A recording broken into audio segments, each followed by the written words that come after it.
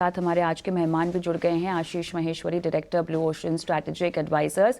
आशीष, स्वागत है आपका कॉर्पोरेट कनेक्शन में। और जो हफ्ते का कारोबारी अंत होता हुआ हम देख रहे हैं वो अच्छे नोट पर ही होता हुआ हम देख रहे हैं, ऑलमोस्ट हाइस पर ही कारोबार हो रहा है।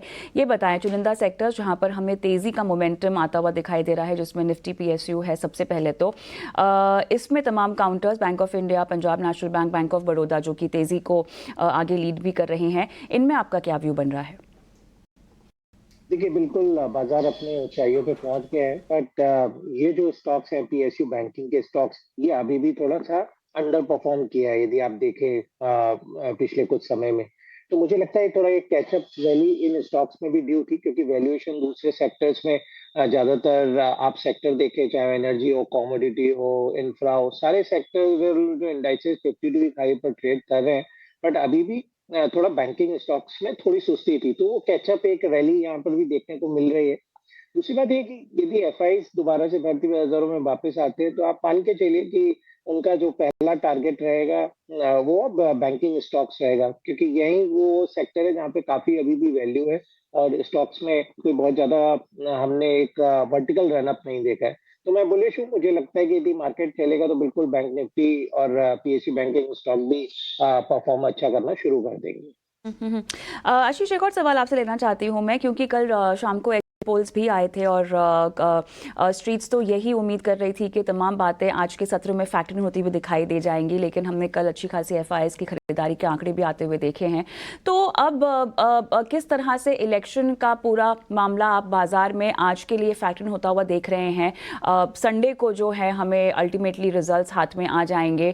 कितना आपको लगता है कि बाजार अब इसको कंसिडर करके आगे बढ़ेगा, या आपको लगता है कि मोटा मोटा हम स्ट्रांग हैं और चुनाव के नतीजे अगर थोड़ा ऊपर नीचे हो भी जाते हैं तब भी बाजार को कोई फर्क नहीं पड़ेगा, लेकिन हाँ एफआईआईस की बिकवाली के आंकड़े जो लगातार हम बढ़ता हुआ देख रहे हैं उस वो एक मोमेंटम बना रहे तो तेजी और बढ़ेगी? जी, मैं बिल्कुल आपकी बात से सहमत हूँ कि एफआईआईस के यदि बाइंग के आंकड़े अच्छे आते रहें तो बिल्कुल मोमेंटम बना रहेगा, क्योंकि एक फियर ऑफ मिसिंग बस है कि ये मार्केट इतना अच्छा परफॉर्म कर रहा है और आप फैंस पर बहुत लंबे समय से बैठकर वेट कर रहे हैं किसी करेक्शन का और वो आ नहीं रहा है। तो अल्टीमेटली आपको उनके निवेशक भी चाहेंगे ना कि जो उनके फंड मैनेजर है वो परफॉर्मर मार्केट में इन्वेस्ट करें, तो बिल्कुल इमर्जिंग मार्केट में पैसा आएगा। दूसरी बात है कि यूएस मार्केट्स में भी अब रिकवरी देखने को मिली है। अभी जैसे डो देखे तो कल 500 पॉइंट का जो इजाफा हुआ है, तो थोड़ा सा वहां पे भी जो घबराहट का माहौल था कि रिसेशन आएगा और इस टाइप के इन्फ्लेशन बहुत लंबे समय तक ऊंची स्तरों पर रहेगा, वो सब भी फियर कम हो रहे हैं। तो वहां पे यदि इक्विटी परफॉर्म करेंगे तो बिल्कुल इंडियन मार्केट्स में भी उनका फ्लो बिल्कुल आएगा, तो एक ये पॉजिटिव है। तीसरा, मुझे लगता है 7.6 जो जीडीपी का आंकड़ा आया उसने मूड को बेहतर करने में काफी बड़ी भूमिका निभाई है। और मुझे लगता है कि जो एग्जिट पोल के नंबर से या जो रियल पोल के डेवलपमेंट होंगे उनका लाइफ एक दिन रहेगा मैक्सिमम। और यही आप देख रहे हैं मार्केट में कि इतना बड़ा इवेंट है उसके बावजूद भी कहीं कोई घबराहट नहीं है। तो ये शो करता है कि जो निवेशक है वो फंडामेंटल्स को, इकोनॉमी के फंडामेंटल्स को लेकर ज्यादा आश्वस्त है। और एग्जिट पोल या रियल जब इलेक्शन के रिजल्ट आए उसको लेकर कोई बहुत ज्यादा चिंता नहीं। गांधार ऑयल के मैनेजमेंट से बात की हमने, जहां पर दमदार लिस्टिंग का फ़ायदा तो मिला है तमाम लोगों को, लेकिन अब ये बताएं कि आगे और फ़ायदा मिलने को लेकर आपकी एनालिसिस आप कैसे प्रस्तुत करेंगे? अगर रुकना चाहिए तो कितना लंबा रुकना चाहिए?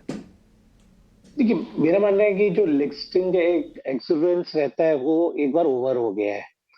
यदि देखा जाए तो हमने देखा टाटा टेक्नोलॉजीज के स्टॉक में भी फिनोमिनल रिटर्न आया और गांधार में भी रिटर्न आया, जबकि एक्सपेक्टेड लिस्टिंग 60 से 70 रुपए ऊपर होना चाहिए था। पर क्योंकि इतना ज्यादा ओवर सब्सक्रिप्शन हो गया 65 टाइम्स, तो बहुत ही कम लोगों को शेयर्स मिले, तो जिसके कारण से ये आपको लिस्टिंग देखने को मिला है।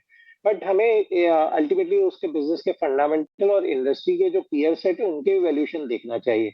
इन्होंने उनके जो जो पीयर सेट पे कंपनी है पनामा पेट्रोकेम, जो उनसे आधा टर्नओवर करके उनसे ज्यादा मुनाफा करती है, वो 1800 करोड़ रुपए में मिल रही है। अब गंदार 2700 करोड़ का मार्केट कैप है, तो अभी ओवर प्राइस हो गया है स्टॉक पोस्ट लिस्टिंग। तो मेरी सलाह रहेगी कि जो निवेशकों ने यदि लिस्टिंग गेम के हिसाब से लगाया है इस इशू में, तो बिल्कुल एक बार मुनाफा वसूली करने की सलाह है। मुझे लगता है इस स्टॉक को 220-230 रुपए के आसपास लंबी अवधि के निवेशक अपने पोर्टफोलियो में ले सकते हैं।